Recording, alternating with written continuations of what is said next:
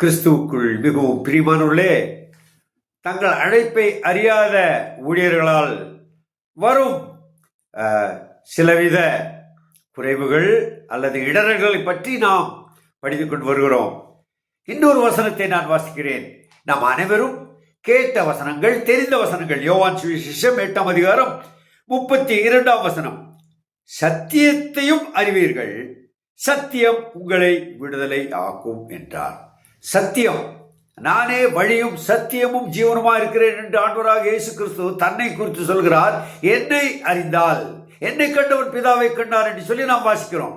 சத்தியத்தை, இயேசுவை நாம் அறிய வேண்டும், இயேசுவையே அறிய வேண்டும். அவரை அறிகிற அறிவிலாலே நாம் வளர வேண்டும் என்றுதான் தேவன் விரும்புகிறார். பவுல் அப்போஸ்தலனுடைய மன விருப்பத்தை பாருங்கள்.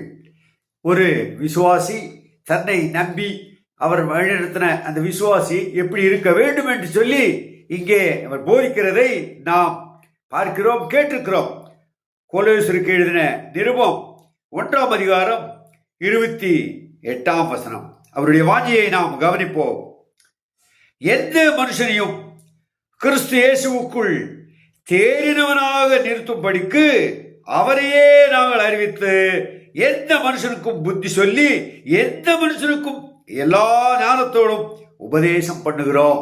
புத்தி சொல்லுகிறோம், உபதேசம் பண்ணுகிறோம், கிறிஸ்துவையே அறிவிக்கிறோம், தேறினவனாக மாற்றுகிறோம். இதுதான் உண்மையான அழைக்கப்பட்ட, அழைப்பை பெற்ற போதகரின் ஒரு எண்ணம்.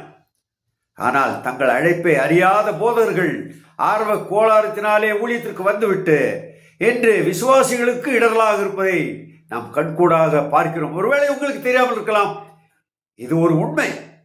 இப்படிப்பட்ட போதகர்கள் மனம் திரும்ப அல்லது தங்கள் அழைப்பை அறிந்து செயல்பட நாம் ஜெபிப்போமாக. ஆமென்.